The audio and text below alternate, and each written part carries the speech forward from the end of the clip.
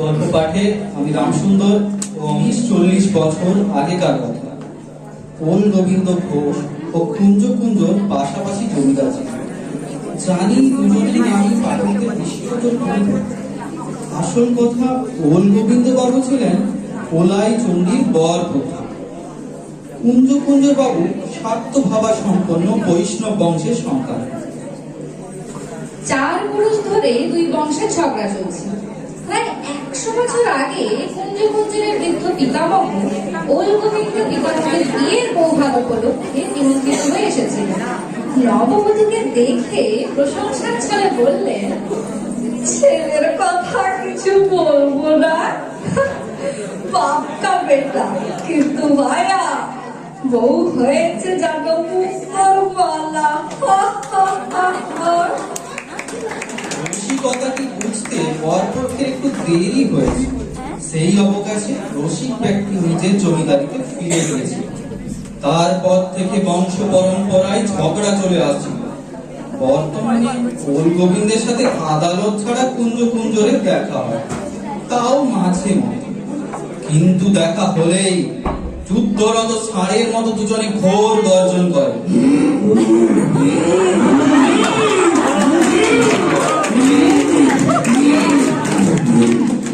পার্শ্বদ শুভাকাঙ্ক্ষীগণ দুজনকে দূরে দূরে রাখে, কিন্তু বিধির বিধান কেই বা খণ্ডন করতে পারে।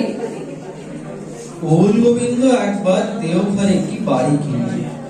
বাড়ির চারিধারে প্রাচীর ঘেরা প্রকাণ্ড এক বাগান। বাগানে ইউক্যালিপটাস, ঝাউ, পেঁপে, কলা, নানান গাছ। একদিন ওল গোবিন্দ সপরিবারে হেমন্তকালে তার বাড়িতে উঠলেন। তার ভারী বাগানের শখ। বাগান দেখে অত্যন্ত হর্ষিত হলেন। পাঁচিলের ওপারে একই বাগান যুক্ত আরেকটি বাড়ি। সন্ধ্যাকালে ওল গোবিন্দ দারোয়ানের সঙ্গে পাঁচিলের ধারে বেরিয়ে পড়ল। পাঁচিলের ওপারে আরেকটি মূর্তি দেখে স্তম্ভের মতো দাঁড়িয়ে পড়লেন। ওল গোবিন্দ ঘোর গর্জন করিলেন। প্রত্যুত্তরে কুঞ্জ কুঞ্জ ঘোর তোর গর্জন করিলেন। কিন্তু মধ্যে পাঁচিলের ব্যবহার, তাই সে যাত্রায় শান্তি রক্ষা হইল।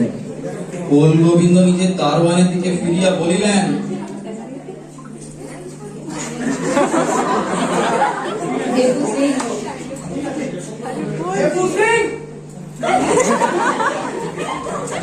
भेपू सिंह, इस भुट्टे को रास्ते में देखोगे तो इसका सिर फोड़ देना। जो हुकुम मालिक। বলিয়া ভেপু সিং এর হাতে কোদালের বাঁট ধরাইয়া দিল। अगर इस भुट्टे को तुम्हारा दिखे तो उसका सिर फोड़ के रास्ते में फेंक के आ जाना, ठीक है? ওদিকে কুঞ্জ কুঞ্জ নিজের দারোয়ানকে বলিলেন, मृदंग सिंह, देखता है इस भुट्टे को रास्ते में देखो तो भूल भसा दोगे। বলিয়া মৃদং সিং এর হাতে কি ভোতা খুরপি ধরাইয়া দিলেন। এই রূপে যুদ্ধ ঘোষণা করিয়া দিয়া উভয়ে স্ব গৃহে প্রবেশ করিল। ওল গোবিন্দ নিজের পুত্র প্রিয় গোবিন্দকে বলিলেন, প্রিয় গোবিন্দ, জীবিতা কুঞ্জ কুঞ্জ কুঞ্জ কুঞ্জ আমাদের পাশের বাড়িতে আড্ডা কেটেছে। ওই সারাকে দেখতে পেলে ওর মাথা লাগিয়ে দিবি। পিতা মাথায় করে ফাঁকে দিব। কুঞ্জ কুঞ্জ নিজ কন্যা সুধামুখীকে বলিলেন, ওলা শালা হাত দিয়ে ওই পাশের বাড়িতে আড্ডা কেটেছে। ওই দেখতে পেলে ভুঁড়ি ফাটাবি। স্ত্রী জাতির কৌতূহলের ফলে জগতে অসংখ্য ঘটনা ঘটে গেছে। পাশের বাড়ির সম্বন্ধে মেয়েদের কৌতূহল আজ পর্যন্ত কেউ রোধ করতে পারে না। বৃথায় অবরোধ প্রথা, হারের ঘোমটা বোরখা সৃষ্টি। ওল গোবিন্দের বাড়িতে 3টি স্ত্রী লোক। ওল গোবিন্দের স্ত্রী ভামিনী ও 2 কন্যা। কন্যা দুটোই বিবাহিতা, গিন্নিবান্ডি জাতীয়। প্রিয় গোবিন্দ তাহাদের কনিষ্ঠ। কুঞ্জ কুঞ্জরের গৃহে তাহার স্ত্রী ও 5 কন্যা। তাহাদের মধ্যে সর্বকনিষ্ঠ সুধামুখী, কেবলই অনুরাগ। 2 পরিবারে এখনোই 9টি স্ত্রীলোকের কৌতূহল একসঙ্গে জাগ্রত হয়ে উঠল। পাঁচিলের আড়াল হতে মুখে ঝুঁকি আরম্ভ হলো। ক্রমে মুখ চেনাচেনি শুরু হলো। ভামিনী অন্য পক্ষের কর্তা সম্বন্ধে মত প্রকাশ করে বললেন, মিনসের মুখ ছাটার মতো বলতে গেলেই মনে হয় ছাড় দিয়ে পরিষ্কার মরণ আর কি। মেয়েটি বেশ। কুঞ্জকুঞ্জের গৃহিণীও মত প্রকাশ করে বললেন, মিনসের পেট দেখো, যেন 10 মাস।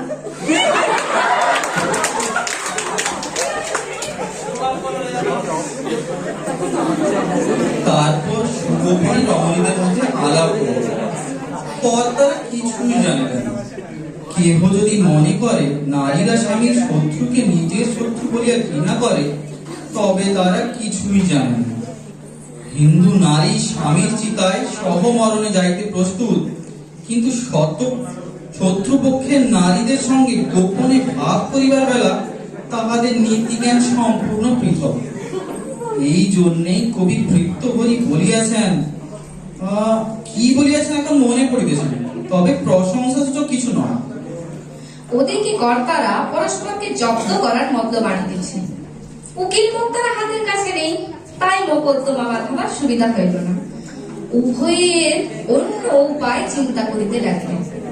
জগতে এক আশ্চর্য ব্যাপার দেখা যায়, বুঝলে? শত্রুর কথা অহর্নিশি চিন্তা করতে থাকলে নাকি দুই পক্ষের একই মত প্রকাশ হয়। তাই পরস্পরের অনিষ্ট চিন্তা করতে করতে ওলগোবিন্দ কুঞ্জকুঞ্জ একই কালে একই সংকল্পে উপনীত হলেন। কাজ বাগান নির্মূল করিয়া দাও। চিন্তাকে কাজে পরিণত করবার সময় দেখা গেল কিন্তু ওল গোবিন্দ অগ্রণী। ইহা দুটি কয়েক কারণ ছিল। প্রথমত ওল গোবিন্দ পুত্রবান, সুতরাং তাহার তেজ বেশি। কুঞ্জকুঞ্জর 5টি কন্যা পিতৃত্ব লাভ করিয়াছে। সকলেই জানেন ক্রমাগত কন্যা জন্মিতে থাকিলে উৎসাহী ব্যক্তির কর্মপ্রেরণা কমে যায়। দ্বিতীয় কথা, ওল গোবিন্দকে শত্রু দলন কাজে সহায়তা করবার জন্য সবালক পুত্র ছিল, কুঞ্জকুঞ্জরে তাহা ছিল। ফলে একদিন গভীর রাত্রে ওল গোবিন্দ সাবালক পুত্রের হাতে একটি কাঠারি দিয়া বলিলেন, গোবিন্দ, যাও বাবা, ওই সালা ওর কুঞ্জকুঞ্জের বাড়িতে গিয়ে ওর যত গাছ আছে সব কেটে এই मुद्दा क्या वैसा हुजूर हम भी मुद्दा को देख लेंगे अबे तक मौजूद है। কুঞ্জকুঞ্জর ভাবিলেন হৃদম সিংকে দিয়েই প্রতিশোধ লইবেন, কিন্তু কিছুক্ষণ বিবেচনার পর দেখিলেন তাহা উচিত হইবে না। চাকর মন করে ঘুরিতে লাগিল। তিনিও চঞ্চল মুখ ইঞ্জিনের ন্যায় শব্দ করিতে লাগিলেন।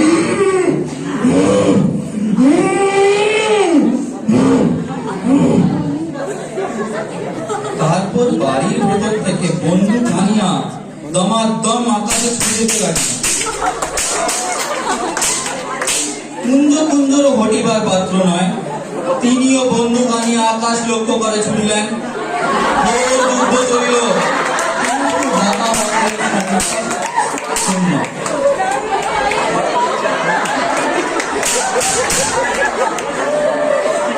বিক্রম প্রকাশ শেষ করিয়া দুইজনে আবার চিন্তা করিতে বসিলেন।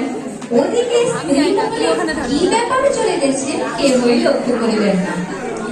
যুদ্ধ বিগ্রহ ঠান্ডা আছে, কারণ দুই পক্ষই বন্দুক লইয়া সারা রাত বারান্দায় বসিয়া থাকে এবং মাঝে মাঝে আকাশ লক্ষ্য করিয়া গুলি ছড়ে। কিন্তু দুই পক্ষই সুযোগ খুঁজিতেছেন। ওল গোবিন্দের লক্ষ্য কুঞ্জকুঞ্জরের পুষ্পবর্ষী শিউলি গাছটির ওপর। কুঞ্জকুঞ্জরের নজর ওল গোবিন্দের কৃষ্ণাঙ্গী তরুণীর মতো ইউক্যালিপটাস গাছের ওপর। একদিন ওল গোবিন্দের স্ত্রী আসিয়া বলিলেন, কি ছেলে মানুষদের মতো ঝগড়া করছে, বেরিয়ে ফেলো। মেয়েটি বেশ। আমাদের প্রিয়র সঙ্গে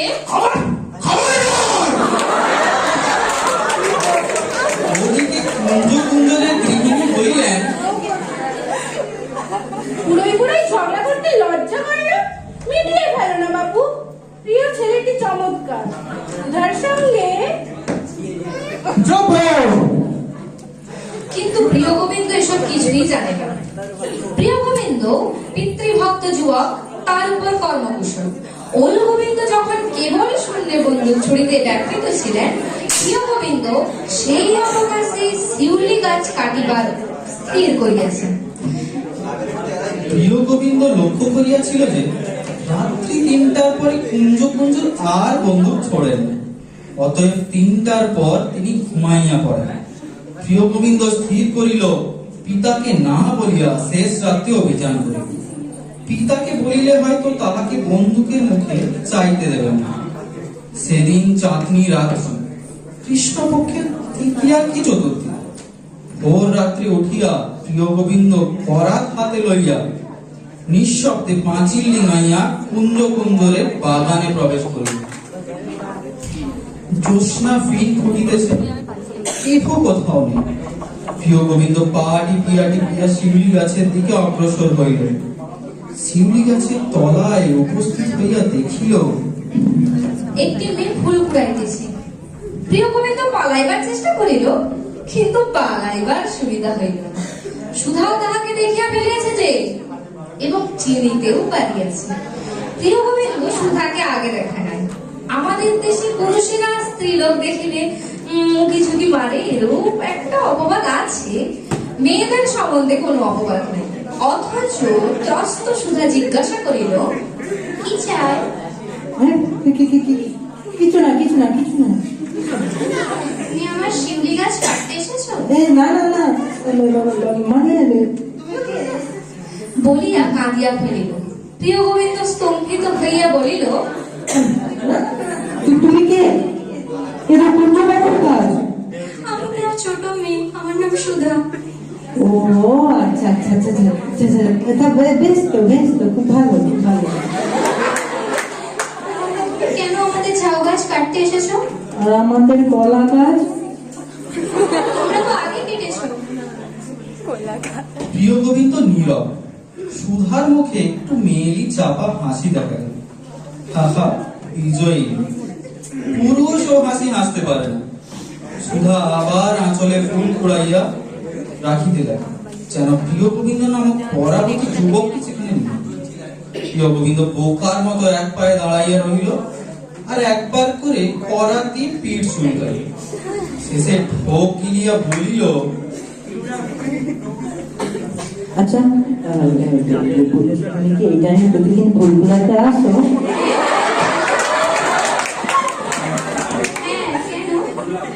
প্রিয় গোবিন্দের কান ঝাঁ ঝাঁ করিয়া উঠিল। সে ততলাইয়া বলিল, না না না কিছু না। তাহলে এবার কি এই টাইমে ফুল কুড়াতে আসতো না? হ্যাঁ বলিয়া এক লাফে পাঁচিল ডিঙাইয়া পলায়ন করিল। সুধা আবার হাসিল। বিজয়ী। অন্তর্মহলে ষড়যন্ত্র ভিতরে ভিতরে জটিল হইয়া উঠিতেছে। The plot থিকেন্স। একদিন কুঞ্জ কুঞ্জরের কুলপুরোহিত হাওয়া বদলাইতে আসিয়া উপস্থিত হইলেন। তাহার হঠাৎ ডিসপেপসিয়া হইয়াছে। ওদিকে করটারা রাত্রি জাগিয়া ও পুকুর ছুড়িয়া ক্লান্ত হইয়া পড়িয়াছে। 7 দিন পরে দুজনেই ঘুমাইতে গেলেন। মৃদং সিংহ ভগুন সিং বাগান পাহারা দিতেন। 3 দিন ঘুমাইবার পর দুই কর্তা আবার চাঙ্গা হইয়া উঠিলেন। তখন আবার তাহাদের প্রতি হিংসা চাগার দিয়া উঠিল। ইতিমধ্যে প্রিয় গোবিন্দ রোজ শেষ রাত্রে শিউলি গাছ কাটতে যায়। ওল গোবিন্দ তাহা জানিতেন না, তাই তিনি তাহাকে ডাকিয়া পরামর্শ করিলেন। প্রিয় গোবিন্দ শিউলি গাছের প্রতি দারুণ বিদ্বেষ জ্ঞাপন করিলেন এবং জানালো ওদিকে তাহার নজর আছে। সুবিধা পাইলেই সে শিউলি গাছের মূলে কুঠারঘাত করিল। ওল গোবিন্দ হৃষ্ট হইলেন। ওদিকে কুঞ্জ কুঞ্জর একজন মন্ত্রী পাইয়াছেন, পুরোহিত মশাই। তিনি ইউক্যালিপটাস গাছ সম্বন্ধে নিজের দূরভিসন্ধি প্রকাশ করিলেন। পুরোহিত মশাই অত্যন্ত সাদা সিধা লোক, তার উপর ডিসপেপসিয়া রোগী। তিনি বললেন,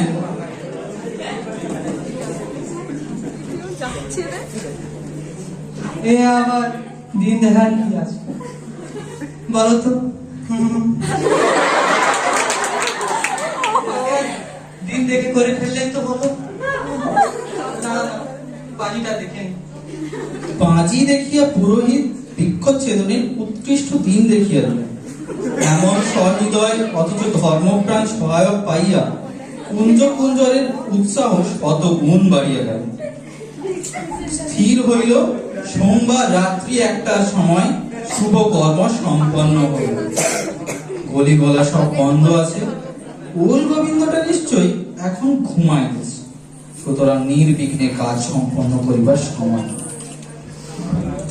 কিন্তু শ্রেয়াংসী বহু বিজ্ঞানী, বিশেষত নারী জাতি একজোট হইয়া যাহাদের পিছনে লাগিয়াছে, তাহার জয়ের আশা কোথায়?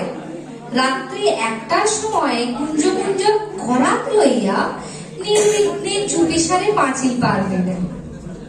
কিন্তু ইউক্যালিপটাস গাছের কাছে যেমনি দাঁড়িয়ে আছেন, অমনি ওল গোবিন্দ আসিয়া তাহাকে দৃঢ়ভাবে আলিঙ্গন করিয়া নেন।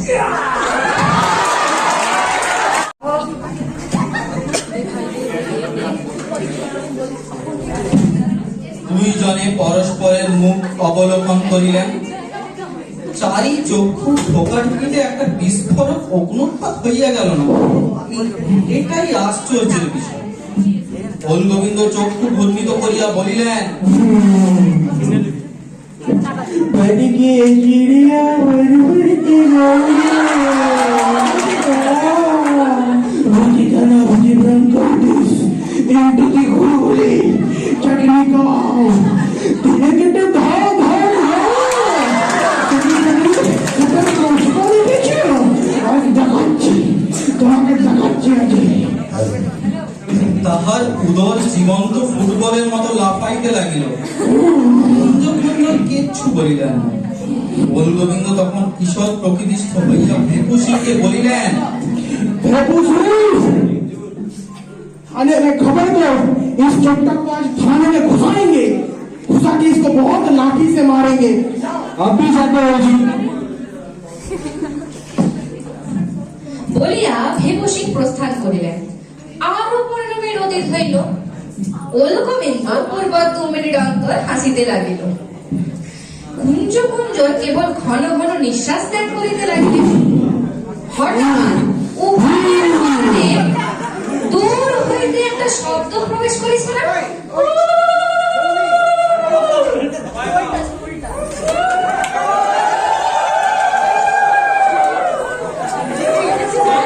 দুজনে শিকারী কুকুরের মতো কান খাড়া করিতে লাগিলেন। শব্দটা যেন কুঞ্জ কুঞ্জের বাড়ি হইতে আসিতেছে না।